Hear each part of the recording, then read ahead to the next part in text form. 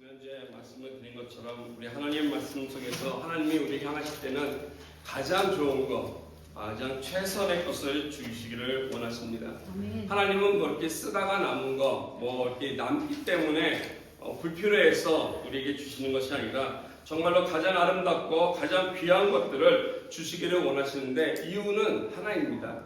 그것은 바로 그 하나님이 저와 여러분들의 아버지가 되시기 때문에 그렇습니다. 아멘. 물론 모든 아버지들이 다 그렇지는 않지만 일반적으로 부모들은 아버지는 자녀에게 가장 좋은 것을 주고 싶어 합니다. 자녀를 사랑하기 때문에 그렇습니다. 오늘 아버지의 사랑에 대한 이야기는 참 많습니다. 말씀 준비하면서 예고를 찾아보니까 정말 많은 이야기들이 이 세상에 있습니다. 하나님의 사랑을 표현하기 위한 아버지를 통한 사랑들. 그 가운데 이런 이야기를 찾았습니다.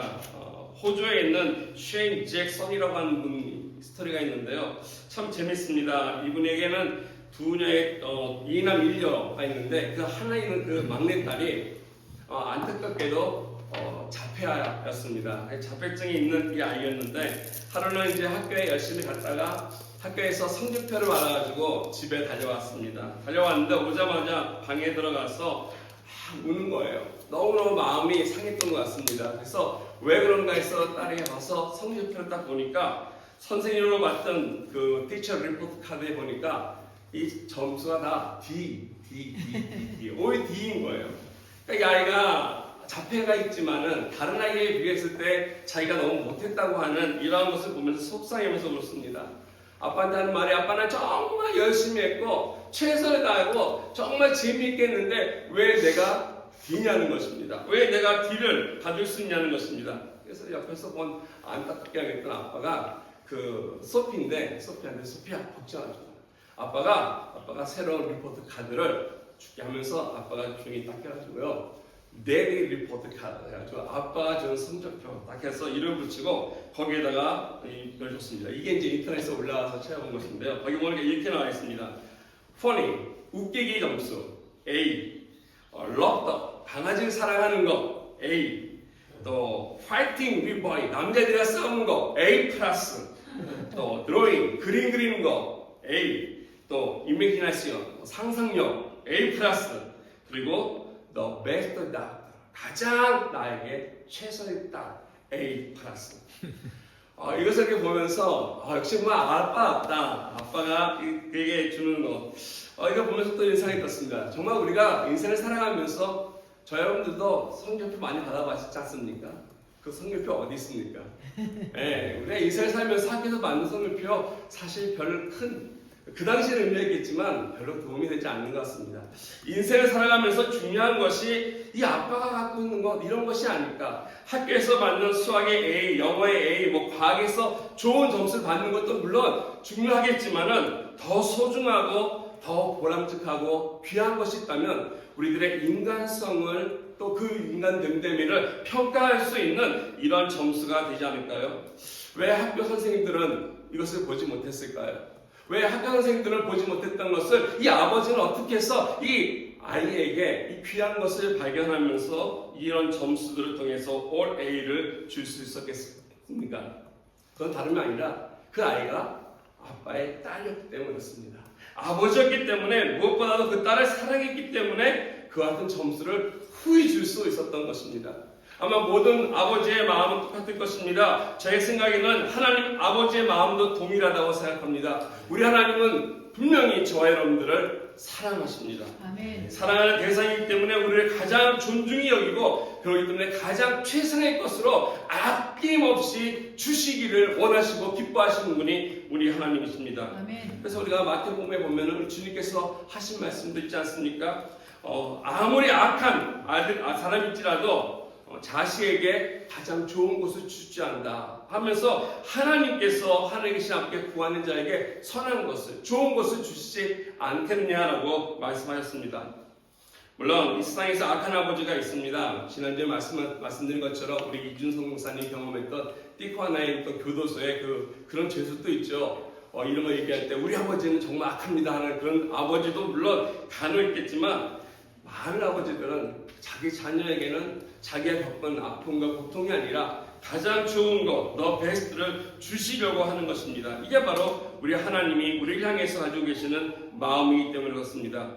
그렇다고 해서 예수 믿는 우리들의 삶이 하나님의 자녀이기 때문에 이 땅을 살아가면서 고난과 어려움이나 고통이 없다는 것, 그것은 아닙니다. 물론 우리들 삶 속에서 이런 어려운 상황을 겪긴 하지만은 그럼에도 불구하고 가장 좋은 것을 그 중에서 궁극적으로 주시고 축복해 주시기를 기뻐한다는 것입니다.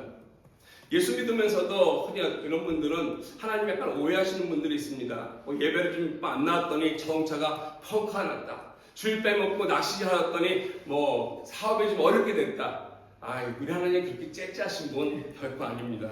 우리 하나님은 우리들의 삶 속에 물론 어려움이 있고 고통이 주어지지만 이런 것들을 허락하는 과정 속에서 우리에게 주시고자 하는 최종적인 것은 가장 더 베스트, 좋은, 가장 아름다운 것을 주시길 원하십니다.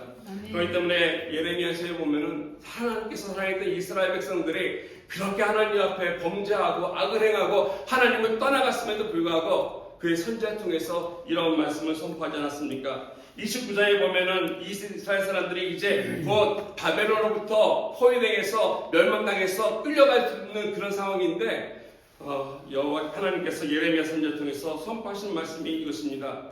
너희를 향한 나의 생각을 내가 아나니 하면서 평안이요 재앙이 아니라 너희에게 미래와 소망을 주는 것이다. 지금 눈앞에는 바벨론을 통해서 예루살렘 성이 이제 다 무너져가고 하나님의 거룩한 성전이었다고 했던 그 성전이 불타면서 망하고 있고 자기들의 민족의 앞날이 앞에 보이지 않는데 유대인들이 그 당시 예레미야 통해 들었던 이 메시지는 이해하지 못했을 것입니다. 어떻게 우리에게 평안이고 이게 어떻게 우리에게 소망이고 이것이 어떻게 우리에게 있어서 장래의 축복이 될 수 있겠냐는 것이죠. 그들에게 하나님을 이해되지 않고 반문했겠지만은 그들의 눈앞에 일어나는 현실들은 정말로 어렵고 끔찍한 일이었지만 그것이 다가 아니었다는 것입니다. 분명히 하나님은 계획이 있었습니다. 예루살렘 성은 지금 무너졌지만 끝이 아니고 그들이 포로로 끌려가겠지만 반드시 그들이 시간이 때가 되면 하나님의 때가 돼서 그들은 회복될 것이고 돌아와서 성전을 다시 일으키고 하나님의 성을 다시 세울 것을 하나님은 알고 계셨고 계획하고 계셨고 아울러 더 나아가서 다윗의 후손을 통해서 예수 그리스도를 우리에게 보내주셔서 하나님의 나라를 선포하시며 하나님의 구원의 사역을 확장하실 것을 다 계획하시고 있었던 것입니다. 아멘. 이게 그때그때 일어나는 것이 아니라 하나님은 우리를 사랑하시기 때문에 이미 그 전서부터 철저하게 계획해 놓으셨습니다. 이와 같은 계획이 하나님이 이스라엘에게만 있겠습니까? 오늘 분명히 인생을 살아가는 저와 여러분들에게도 반드시 이 계획이 있다는 것입니다. 아멘. 최상의 것, 우리가 상상도 할 수 없는 가장 존귀한 것들을 분명히 준비해 놓으시고 우리를 그 자리로 부르시고 계십니다. 우리가 어떻게 해야만이 이와 같은 것을 바라보면서 하나님 앞에 나의 믿음이 무너지지 않고 현실 속의 어려움 속에서도 이것을 이겨내면서 나아갈 수 있겠습니까? 나에게 주시고자 하시는 하나님에 대한 최선이 무엇인지 우리 삶 속에서 어떻게 하면 이것을 얻을 수 있는지 오늘 말씀을 통해서 함께 좀 찾아보기 원합니다. 지난주에 말씀에 이어서 바울은 계속 구원론을 얘기하고 있습니다. 구원이 어떻게 이루어져 가는가? 그래서 영화라고 하는 글로리피케이션에 대해서 얘기하면서 이것이 바로 우리 구원의 마지막 단계이다라고 우리에게 말씀해 주셨습니다. 예수를 믿는 순간 우리들의 영이 하나님 앞에 생명을 얻어서 이제는 사망에서 생명으로 옮겨진 것이 분명합니다. 인생을 살아가면서 성령을 통해서 우리들이 그 믿음이 서서히 우리들의 생각과 우리들의 마음이 성화의 단계에 이르러가면서 예수 그리스도를 닮아가는 모습들이 있다는 것입니다. 이것이 하루아침에 일어나지는 않습니다. 어떤 사람에게는 일평생이 걸릴 수도 있고요. 어떤 사람에게는 서서히 일어날 수 있는 과정입니다.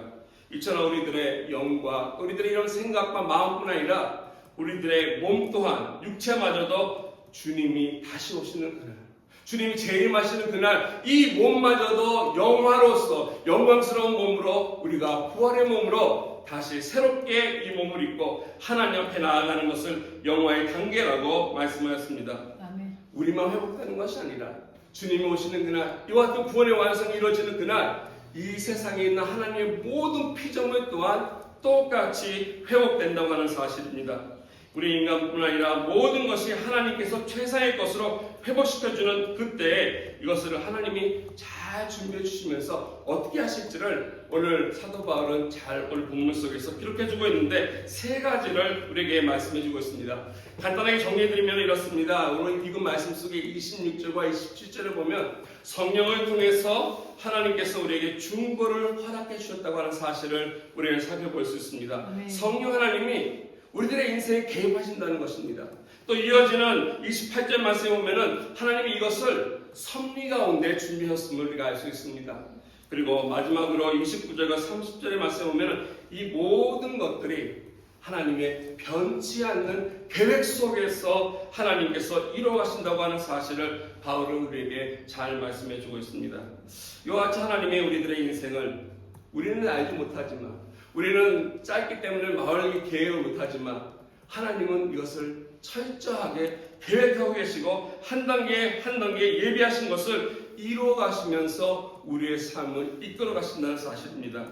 이것이 바로 우리가 주님께서 오시는 그날 우리가 그때 다 이루셨군요 하고 그때만 누리는 것이 아니라 사실 오늘날 지금 살아가는 현실 속에서도 하나님의 삶 속에서 적용되는 이 계획이 이루어져가고 있다라고 하는 것을 우리는 알아야 할 것입니다.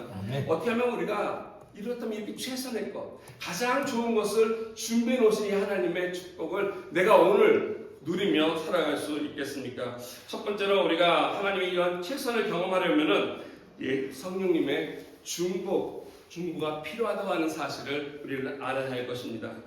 성령님의 중보하심이 분명히 있어야 합니다. 오늘 26절 말씀 다시 한번 보겠습니다. 26절 말씀을 이렇게 기록합니다.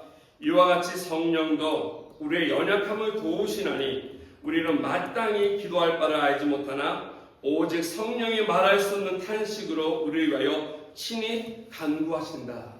여기 한글 성경 보니까 친히 간구한다라고 이렇게 번역이 되어 있습니다.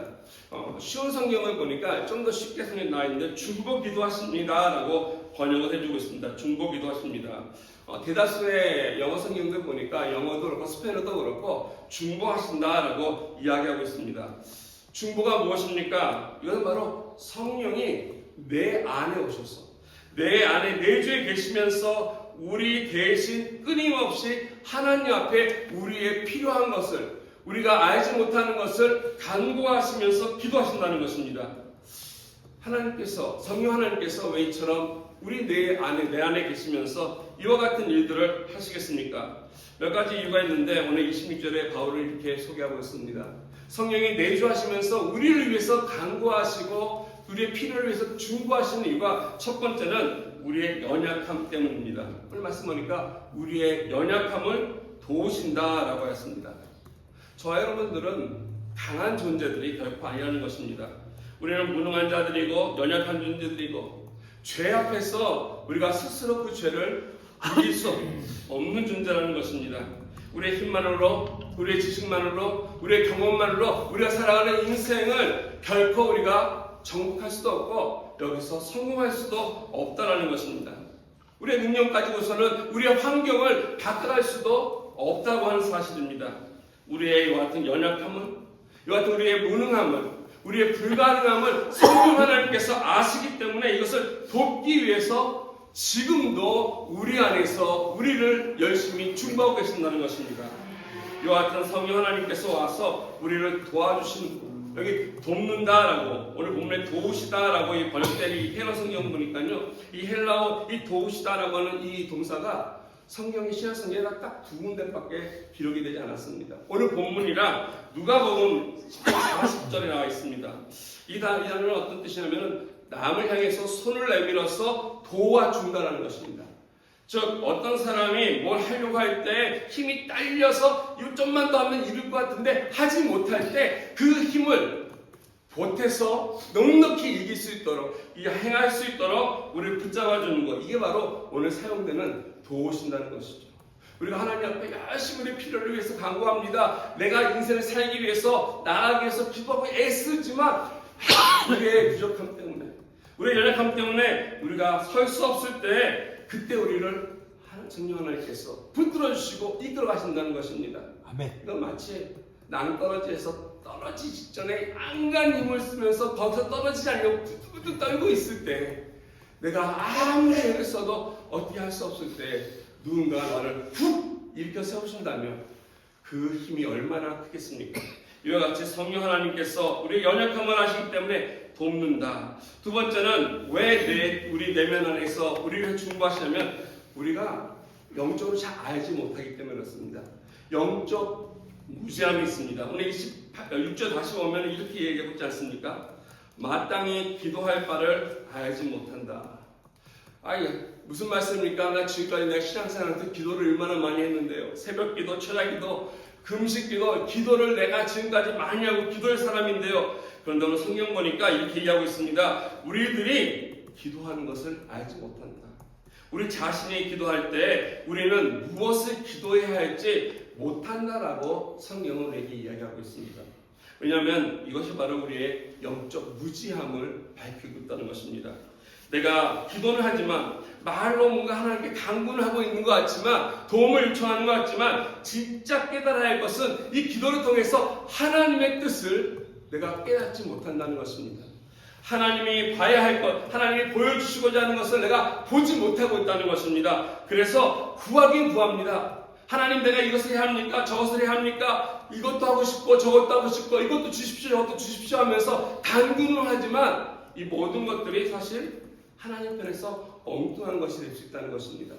바른 것이 아니라는 것입니다. 그래서 내가 하나님께 기도할 때 그 기도가 참된 기도가 되려면, 바른 기도가 되려면 성령 하나님이 도와주셔야 하는 것입니다. 아멘. 성령 하나님의 기도가 있어야만이 성령 하나님께서 도와주실 때 내가 하나님 앞에, 바른 하나님 앞에 기도를 나갈 수 있습니다. 우리가 중언부언하는 기도가 있지 않습니까? 중언부언이라고 하는 말이 무엇입니까? 똑같은 말을 반복한다는 거, 이런 뜻이 아니겠습니까? 근데 이와 같은 중언부언가 우리가 똑같은 말을 반복만 한다면은 그래서 어떻게 하면 안 됩니다. 이렇게 하면은 그거는 맞지 않다는 것입니다. 우리 여러분, 예수님께서 겟세마네 동산에서 기도하실 때 3번씩 하나님 앞에 나와서 기도했는데 그 내용이 똑같은 내용이었습니다. 이건 중언부언이라고 할 수 있겠습니까? 그렇지 않습니다.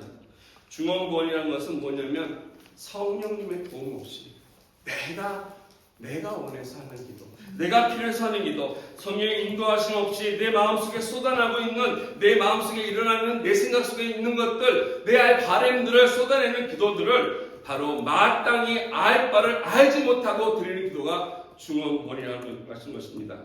그냥 입에서 나오는 말들을 내뱉고 하나님 앞에 내 감정을 쏟아내고 하나님의 뜻과 무관하게 내어놓는 것, 이것이 바로 엄격한 의미에서 중언부언의 기도라는 것이죠.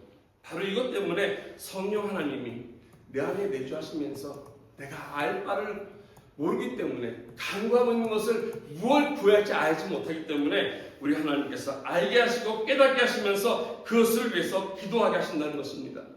아멘. 여러분, 이런 경우 있지 않으십니까? 어떤 사람이 너무 미워요. 나는 너무 힘들게 해. 그래서 그냥 기도만 할 때마다 그 사람 때문에 마음이 답합니다. 하나님, 저 사람 좀 어떻게 좀 해주세요. 보지 않게 하든지 치우시든지 좀 그 사람에 대해서 이렇게 하면서 하나님께 우리가 할 때 우리는 또 마음이 편치 않지 않습니까? 남을 이렇게 축복하는 게 아니라 우리가 좀 경계하고 싫어하기 때문에. 그런데 이런 마음 갖고 하나님께 기도하다 보면 어느 순간에 하나님께서 내 마음속에 그런 것을 가르쳐주지 않습니까? 그 사람의 문제가 아니라 지금 네가 하고 있는, 네 마음속에 있는 혹시 너의 시기, 질투, 욕심 이런 것들이 있음을 보여주면서 우리들의 기도가 바뀌는 것입니다. 아멘. 그 사람을 배제하는 기도가 아니라 나를 위한 기도가 되고 오히려 그 사람을 축복하고 정말 그 사람을 위한 중보 기도가 하게끔 하는 것, 이것이 바로 성령 하나님이 내 안에서 내주하시면서 나를 도와주시는 중보 기도의 역사라는 것입니다. 아멘. 왜 그렇습니까? 하나님이 우리를 사랑하십니다. 하나님이 우리를 사랑하시기 때문에 이처럼 우리가 연약함을 도우시고 우리가 하나님 앞에 바르게 구할 수 있도록 하나님께서 우리에게 말씀하십니다. 또한 오늘 본문에 보니까 이뿐만 아니라 이것을 탄식함으로써 친히 구하신다라고 바울은 이야기하고 있습니다. 이 말할 수 없는 탄식, 탄식이라고 하는 것은요 정말 신음소리고요, 아픔소리입니다. 즐거운 소리가 아닙니다. 기쁜 것이 아니라 정말 고통 소리고 힘을 내고 애절한 마음으로 드리는 이러한 마음을 얘기하고 있습니다. 탄식한다. 고통 가운데서 소리를 내는 것입니다. 아파하는 것입니다. 간절한 마음으로 이 사람이 정말로 하나님의 도우심이 있기를 그런 마음으로 기도하는 것이 탄식함입니다.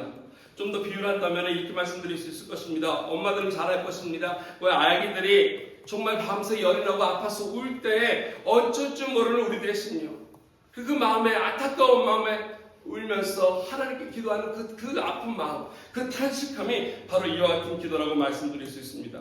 너무너무 사랑하는데 이 사랑하는 자가 하나님께 좀 잘 되길 바라는데 왜 이처럼 성령 하나님이 내주하고 계시면서 이런 탄식함으로 저와 여러분을 위해서 기도하시겠습니까? 그거는 다른 이유가 없습니다.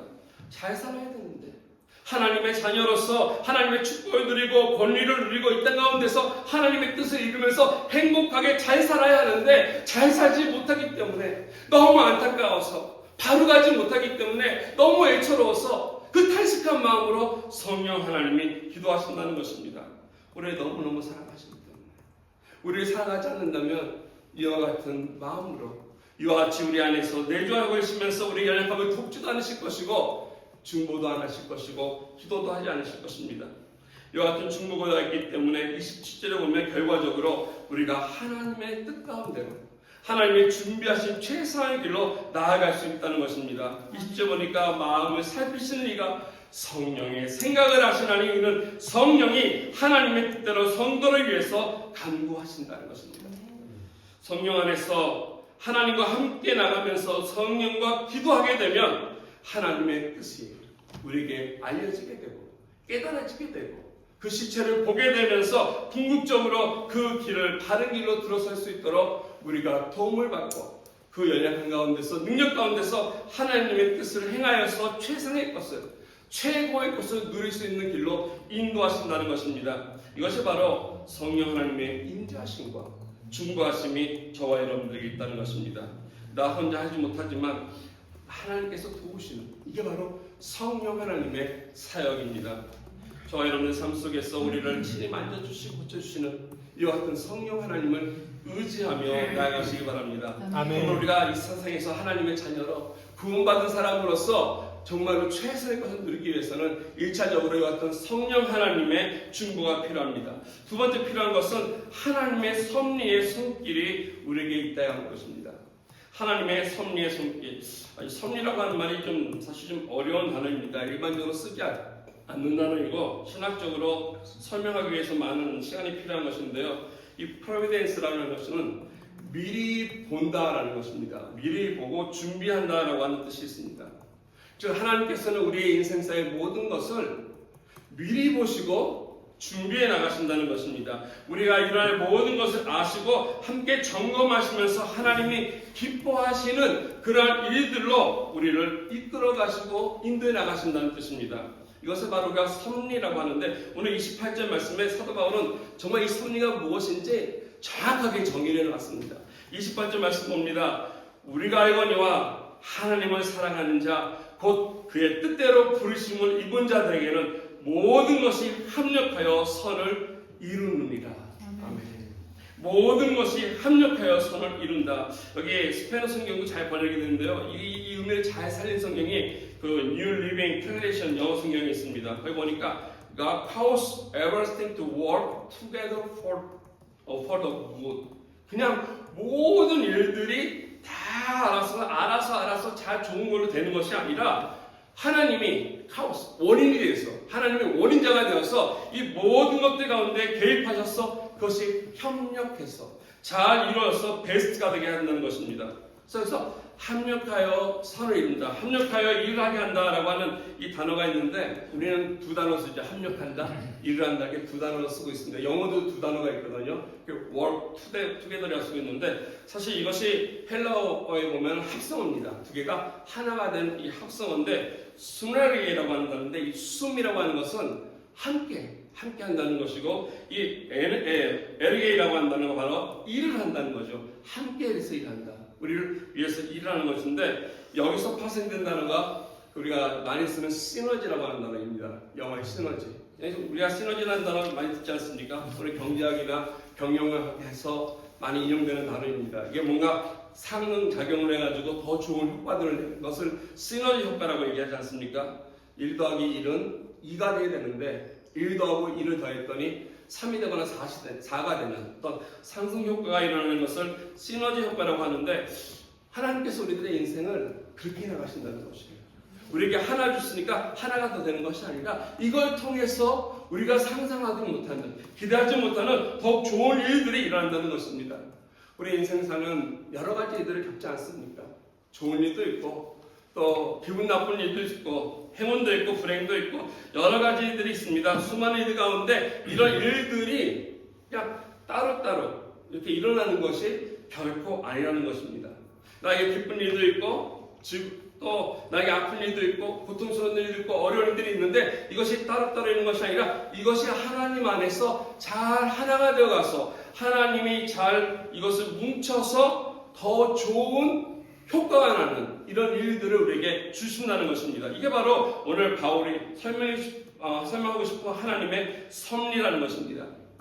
실제적인 예를 본다면 우리가 구약에서 보면 우리 요셉의 예를 찾아볼 수 있습니다.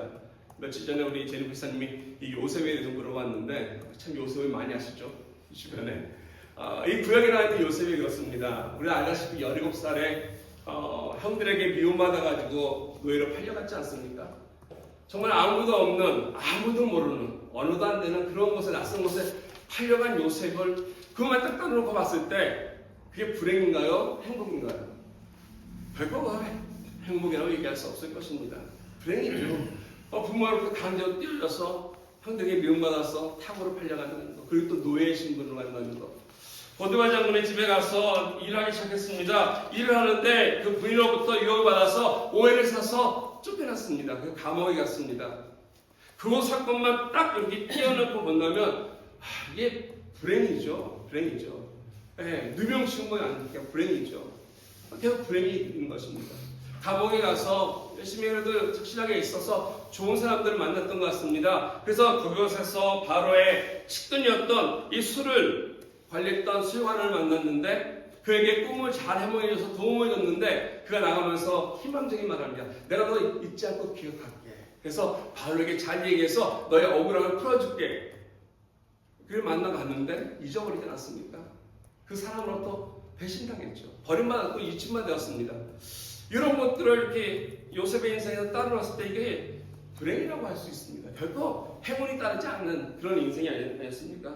그럼에도 불구하고 어떻습니까? 요거 하나하나를 본다면은 정말 불행일 수밖에 없고 아픔일 수밖에 없고 정말 저주받은 인생이라고 할 수밖에 없는, 그럼에도 불구하고 하나님께서 이것을 하나하나 더하셔서 시너지 효과를 일으켜서 결국 끝내는 더욱더 놀라운 일들이 요셉을 통해 주어지지 않습니까? 그를 통해서 애국뿐만이 아니라 그 근동에 굶어 죽을 많은 민족을 살릴 수 있는 구원자로 세우시고, 더 나아가서 그 요셉을 통해서 하나님의 귀한 놀라운 계획을 통해 한 민족이 탄생할 수 있는 기반을 닦아놓는 이와 같은 일이 요셉을 통해서 일어났던 것입니다. 이것을 바로 성경은 섭리라고 하는 것입니다. 아멘.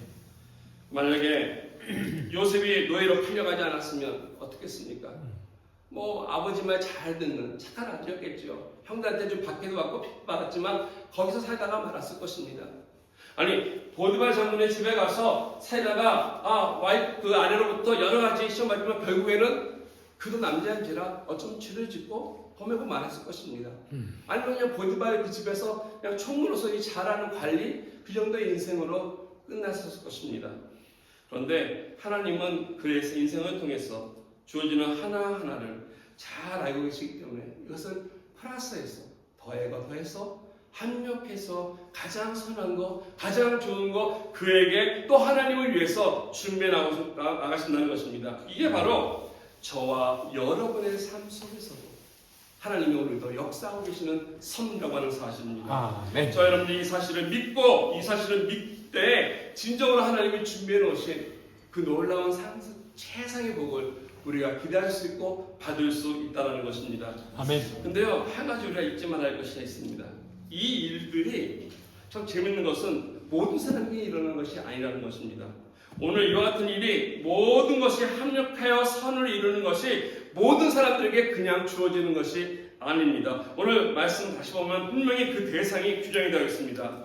우리가 알거니와 하나님을 사랑하는 자, 그 뜻대로 부르심을 입은 자들에게 라고 얘기했습니다. 즉 모든 세상 사람들이 그들의 인생 가운데 이처럼 플러스 돼가지고 좋은 일을 한다? 결코 그렇지 않다는 것입니다. 그냥 모든 사람들이 인생을 살아가면서 자동적으로 하나님의 섭리를 통해서 그들이 복을 받고 그들의 좋은 일들이 결과를 주어진다는 것이 아니라 오늘 말씀 보니까 하나님을 사랑하고 그의 뜻 가운데 있는 자라고 분명히 얘기하고 있습니다. 이건 무엇입니까? 내가 인생을 살아가면서 이 하나님을 경외하고 하나님과 바른 관계 속에 있는 그런 사람이야만이 하나님의 섭리 가운데 살아갈 수 있다는 것을 말씀해 주고 있습니다. 이와 같은 하나님 앞에 바른 관계 속에 있는 사람이 하나님의 섭리를 통해서 선을 이어간다는 것입니다. 하나님 없이 하나님을 모르고 세상에서 마음대로 살아가는 사람들, 그들은 그들이 알아서 책임져야 할 것입니다. 그들의 불행에 대해서 그들이 책임져야 할 것입니다. 하나님을 믿지 않고 살아가는 그들은 그들의 행위대로 책임져서 죽어서 마땅히 심판받고 지옥에 가는 것입니다. 그러나 오늘 하나님 앞에 사랑받는 사람, 그리스도 안에 있는 사람, 하나님과 같이 관계 맺고 하는 사람들은 인생에 일어나는 좋은 일이나 아픈 일이나 기쁜 일이나 어떤 일이 할지라도 이것이 우연히 일어나는 것이 아니라 하나님의 섭리 가운데서 합력이 돼서 나에게 가장 좋은 것을 이루어가시는 하나님의 손길이 있다고 하는 것입니다. 이것을 내가 믿고 이걸 내가 알 때 내가 우리가 얼마나 위안이 되겠습니까? 아, 내가 이게 끝이 아니구나. 이 아픔이 끝이 아니구나. 아, 이 즐거움이 계속 가지는 않겠지만 이 감사를 내가 누려야 되겠구나. 내 인생 가운데 하나님의 위대함을 다시 한번 바라볼 수 있고요. 하나님께 영광 돌며 나아갈 수 있을 것입니다. 그래서 내 삶 속에 하나님이 구원이라고 하는 놀라운 선물을 주시면서 이것을 이 땅 가운데서 누리게 하시기 위해서 그냥 갈 때 첫 번째는 성령 하나님이 계속해서 개입하신다는 것입니다. 나를 계속해서 기도에 하게 하시고 나를 도우시고, 두 번째는 이와 같이 하나님의 섭리 속에서 내 인생의 마디마디를 이끌어 가시면서 하나님이 가장 좋은 곳으로, 가장 위대한 곳으로, 완전한 곳으로 인도해 하신다는 것입니다. 아멘. 마지막 세 번째로 우리가 해야 할 것이, 기억할 것은 하나님의 계획이 분명히 말씀 속에 나와 있다는 것입니다. 하나님의 계획은 반드시 성취되고요, 결단코 절대 변하지 않는다는 것입니다. 하나님께서 분명히 목적이 있기 때문에 하나님 안에 있는 자들을, 하나님 사랑하는 자들을 그 목적까지 갈 수 있도록 이끌어 가셨는데, 그 방향을 하시는 오늘 29절과 30절 말씀 보겠습니다. 이렇게 얘기하시지 않습니까? 하나님이 미리 하신 자들을 또한 그 아들의 형상을 본받게 하기 위하여 미리 정하셨으니 이는 그런 많은 형제 중에서 맏아들이 되게 하려 하십니다. 또 미리 정하신 그들을 또한 부르시고, 부르신 그들을 또한 의롭다 하시고, 의롭다 하신 그들을 또한 영화롭게 하셨느니라. 여기 보면 하나님 우리를 어디까지, 우리 최상의 마지막의 목표가 잘 나타나 있는데, 그 목표가 바로 오늘 말씀 속에 영화라는 것입니다. 하나님께서 저와 여러분 삶 속에서 주시기를 원하시는 최상의 것, 이것이 영화인데, 오늘 본문에 바울이 약간 다른 말을 표현하고 있습니다. 이것을 뭐라고 얘기하냐면 그 아들을 본받는 것, 아들의 형상을 라고 얘기하고 있습니다. 팀켈러 목사님 그 로마서 책들을 보다 보니까 참 재미있게 이 대목을 해석했습니다. 이것이 우리가 합력해서 선을 이룬다고 하지 않습니까? 하나님 우리 인생을 통해서 합력해서 선을 이루어가시면서 최선의 것을 이루어가게 하시는데, 이 선을 이룰다 할 때 이 선이 무엇이냐 하면 많은 사람들은 이렇게 얘기합니다. 이 합력해서 내 인생에 오늘 어떤 형통함, 또 어떠한 성공, 어떤 복, 이런 것들, 사업이 잘 되는 것들, 이런 것들을 얘기하지만 팀켈러 목사님은 그렇게 보지 않았습니다. 여기서 말하는 것은 이렇게 얘기합니다. 바울이 합력해서 선을 이룬다. 우리의 인생을 하나님께서 이끌어 가시면서 마지막 종착역에 가서 이루게 될 것은 바로 다른 것이 아니라 하나님의 아들의 형상을 담게 하는 것이다. 하나님의 아들을 본받게 하는 것이다 라는, 그래서 우리들의 생각, 우리들의 영, 우리들의 육신마저도 그리스도처럼 되는 것을 영화로운 몸을 입고 함께 그리스도와 왕노릇하면서 영생하는 것이 우리에게 있는 최종 목표라는 것입니다. 아멘. 어쩌면 이것이 우리가 갈망해야 하고 이 땅 살아가면서 우리 마음속에 담고 있어야 할 소망이 아닌가 생각이 듭니다. 아멘. 하나님께서 저와 여러분들을 그 다른 사람이 아니라 하나님의 아들의 형상을 담게 한다는 것. 이 영화에 담겨 있게 하는 이 하나님의 계획이 그냥 아무렇게나 그때그때 주어져서 이루어졌겠습니까? 결코 그렇지 않다는 것입니다. 오늘 보니까 오늘 말씀 보면은 철저하게 하나님은 계획하십니다. 그냥 그때그때 하시는 분이 아니라 이것은 첫째는 보니까 미리 아신 자들이라고 말씀하고 있습니다. 아무나 무작위로 너 이리 와 내가 해줄게 이것이 아니라 하나님은 분명히 미리 아신 자들을 그들을 이렇게 하실 거라는 것이죠. 두 번째 30절 보니까 미리 정하셨다라고 얘기하고 있습니다. 미리 아셨고 이거를 정하셨다. 영어 성경 보니까 predestination이라고 써 있는데 이게 바로 이제 우리 신학에서는 좀 어려운 용어로 예정이라고 얘기하죠. 예정인데 우리 에베소서에 있는 말씀과 우리 비교해 봤을 때 에베소 2장 4절에도 보면은 이 하나님이 이거를 창세 전서부터 옛날부터 영원 전서부터 계획하셨다는 것을 말씀해 주고 있습니다. 이 예정론에 대해서 지금 다 말씀드릴 수 없겠지만은 하나님께서 우리가 때가 됐을 때 하나님이 우리를 불러주시고 이르신다는 것입니다. 아멘. 네 번째로 이 부르신 사람들을 이렇게 예정해서 부르신 사람들을 의롭게 하셨다라고 또 밝혀주고 있습니다. 구원받게 하신 것이죠. 그리고 그 구원의 과정을 통해서 마지막으로 영화롭게 하셨다. 저와 여러분들에게 주어진 구원이 단순히 나의 죄 때문에 고민해서 예수 믿으면 좀 죄책감 좀 사라지고 좀 편하게 살까 해서 예수 만나고 찾아왔는데 하나님은 그보다 훨씬 더 놀라운 계획을 가지고 있던 것입니다. 나를 아무것도 모르는 나를 하나님께서는 불러주시고 이미 정해서 예정하시고 불러주시고 의롭게 하시고 영화롭게까지 하신다는 것입니다. 하나님의 때가 됐을 때 부르십니다. 하나님의 때가 됐을 때 우리들의 입술을 통해서 예수 그리스도를 고백하게 하시고 그리고 하나님의 때가 됐을 때 우리에게 영화로운 축복을 주시는 것이 하나님의 놀랍고 기막힌 플랜이라는 것입니다. 아멘. 미리 하셨다. 미리 아신 사람. 여기 미리 아셨다. 아신다라는 이 헬라어는 사실 안다라고 할 때 헬라 사람들은 안다를 지식적인 것을 얘기합니다. 지식적인 것을 안다 하는데 우리 바울은 헬라 사람이 아니지 않습니까? 이 말을 쓰면서도 유대인들의 어떤 사고 방식이 있습니다. 안다라고 하는 것은요. 유대인 히브리어로 야다라는 단어인데 이거는 관계성입니다. 깊은 친밀한 관계를 얘기하고 있습니다. 그래서 여기 보니까 이 야다, 즉 마틴 로이 존슨 목사님은 우리를 하나님이 아셨다, 우리를 관계하셨다는데 미 창세 전서부터 영원 전서부터 우리와 벌써 이와 같은 관계를 맺고 오셨다라는 것입니다. 절대적으로 하나님이 사랑하시기를 결정한 그 사람들이 하나님 앞에 부름을 받고 의롭게 되어서 영화롭게 하나님 앞에 서는 그날까지 이 계획하신 이 계획은 결단코 취소될 수도 없고 변하지도 않고 반드시 이루어질 것입니다. 왜냐하면 이거는 하나님이 자기 자신 본 인격을 놓고 걸고만 하신 말씀이기 때문에 그렇습니다. 우리 하나님은 신실하신 분이기 때문에 결코 변하지 않는 분이기 때문에 그는 달라지지 않습니다.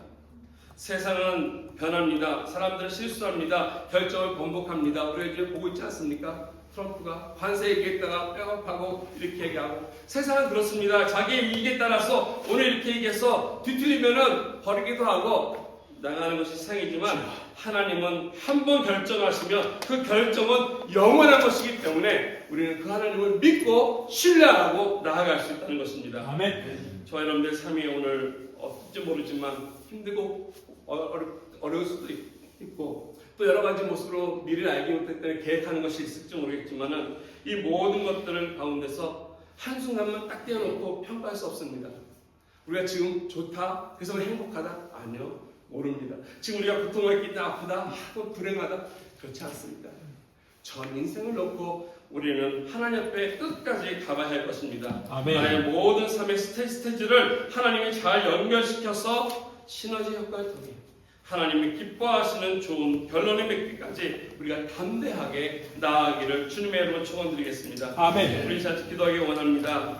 이 세상은 변합니다. 인심도 변하고 사람의 생각도 변하고 여러 가지 계획이 변하지만 우리 변치 않는 하나님이 우리에게 하신 말씀 있지 않습니까? 이와 같이 우리들의 인생 속에서 한 번 하신 그 사랑의 약속이 변하지 않으시기 때문에 그분을 신뢰하고 그 믿음을 고백하면서 하나님 앞에 남은 인생을 하나님의 생애가 될 수 있도록 우리가 기도하며 나아갈 수 있는 저와 여러분 되어 가겠습니다. 한 같이 기도드리겠습니다.